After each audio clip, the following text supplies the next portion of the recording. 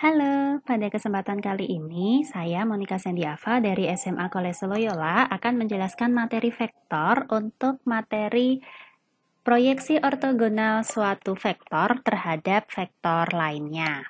Sebelum masuk ke materi proyeksi ortogonal vektor terhadap vektor lainnya, kita ada materi prasyarat yaitu perkalian skalar dua vektor. Mari kita review terlebih dahulu. Kalau ada vektor A dan juga vektor B yang bukan vektor 0, maka perkalian skalar antara kedua vektor tersebut didefinisikan sebagai A dot B sama dengan panjang vektor A dikalikan dengan panjang vektor B dikalikan dengan kosinus theta, yaitu sudut di antara vektor A dan juga vektor B. Sekarang kita masuk ke materi utama kita.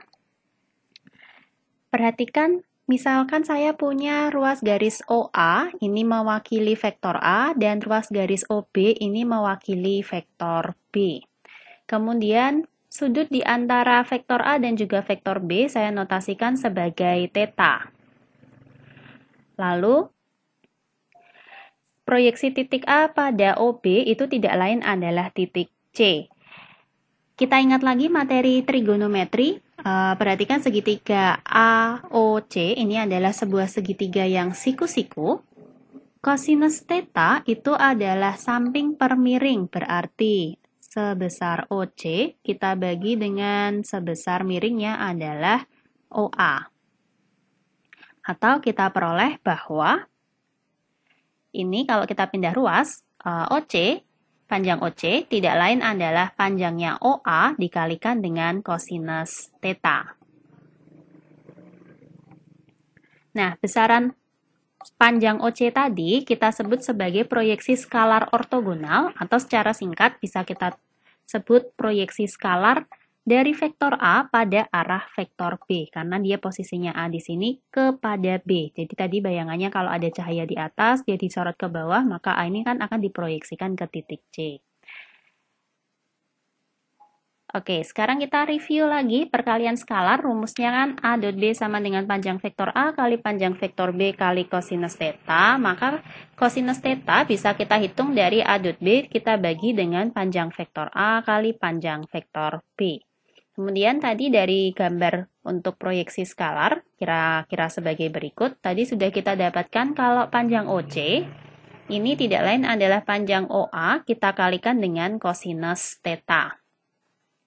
OA diwakili oleh vektor A dan OC di sini saya notasikan bisa diwakili oleh vektor C kecil, sehingga ini bisa saya tulis jadi panjang vektor C sama dengan panjang vektor A dikalikan kosinus theta.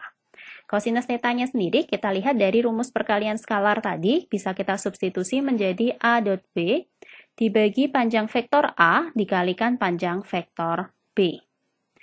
Nah, karena di sini sama-sama ada panjang vektor A, maka bentuk ini bisa kita sederhanakan menjadi A dot B dibagi dengan panjang vektor B. Jadi, kesimpulannya dengan menggunakan pengertian perkalian skalar, maka proyeksi skalar vektor A pada arah vektor B bisa kita tentukan dengan rumus sebagai berikut, yaitu A dot B dibagi panjang vektor B. Perhatikan bahwa panjang vektor B ini kan selalu positif, tetapi A dot B ini bisa positif, bisa 0, atau bahkan bisa negatif, yang nantinya akan mempengaruhi nilai dari proyeksi skalar.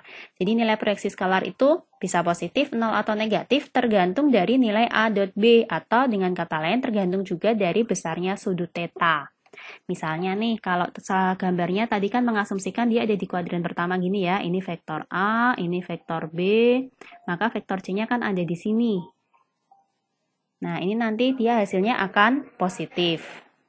Tapi lain lagi kalau misal gambarnya kurang lebih seperti ini. Ini yang vektor B, ini yang vektor A. Nah, kalau kita punya cahaya di sini, dia akan diproyeksikan jatuhnya akan ke sini, sehingga vektor C ini nanti nilai proyeksi skalarnya mungkin bernilai negatif, karena dia tetanya sebesar ini, dia adalah sudut tumpul. Next, kita masuk ke proyeksi vektor ortogonal, atau kita singkat sebagai proyeksi vektor dari vektor A pada arah vektor B, itu tidak lain adalah vektor C. Proyeksi vektor A pada arah vektor B yang tadi kita notasikan dengan vektor C, itu bisa kita tentukan dengan rumus sebagai berikut, yaitu dia adalah perkalian dari proyeksi skalarnya terhadap arahnya kemana? Arahnya ke vektor B, berarti kita kalikan dengan vektor satuan dari vektor B, yaitu vektor B dibagi panjang vektor B. Yang mana bentuk ini bisa kita sederhanakan menjadi A dot B dibagi panjang vektor B yang dikuadratkan masih dikalikan dengan vektor B. Kalau proyeksi skalar tadi hasilnya adalah angka, besaran skalar, proyeksi vektor ini hasilnya adalah sebuah vektor. Contohnya adalah sebagai berikut. Misalnya kita punya vektor A dan vektor B, lalu kita ditanya proyeksi skalar vektor A pada B dan proyeksi vektor B pada A. Perhatikan, kita tulis terlebih dahulu vektor A itu apa, vektor B itu apa, kemudian kita cari A dot B terlebih dahulu. Masih ingat ya, rumusnya adalah perkalian dari komponen-komponen yang bersesuaian. A dot B berarti X-nya kalikan dengan X, 2 kali 2 itu 4, min 6 dikalikan 1 itu min 6, min 3 dikalikan min 2 itu 6. Lalu ini kita jumlah, min 6 dan 6 saling hilang, sehingga hasilnya adalah 4.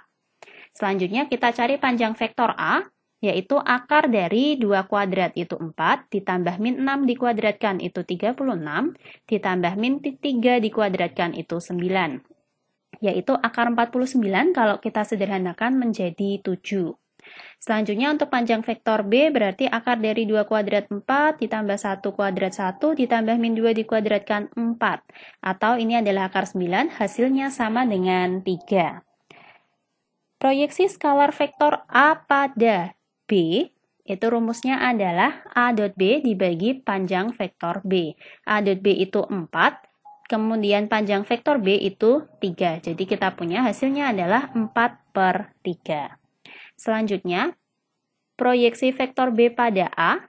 Nah, rumusnya perhatikan teman-teman. Kalau A pada B itu A dot B dibagi panjang vektor B kuadrat kali vektor B. Karena ini B pada A, jadi patokannya nanti kepada vektor mana, nah itu yang nanti akan berpengaruh di bagian bawah dan juga di sebelah sini. Jadi kalau proyeksi vektor B pada A, berarti akan menjadi A dot B dibagi panjang vektor A dikuadratkan dikalikan vektor A. Yang mana ini hasilnya adalah A dot B itu 4, kemudian panjang vektor A itu 7, 7 dikuadratkan 49, lalu kita kalikan sama vektor A, sehingga kalau ini kita kalikan perkalian skalar dengan vektor, akan kita dapatkan 8/49, yang ini min 24/49, dan bagian aplikatnya adalah min 12/49. Oke, sekian dari saya. Terima kasih sudah menyaksikan video pembelajaran ini. Pastikan untuk membaca lagi rumusnya dan banyak-banyak latihan soal supaya bisa mengerjakan soal-soal yang berkaitan dengan proyeksi ortogonal suatu vektor pada vektor lainnya. Sampai ketemu di video pembelajaran berikutnya.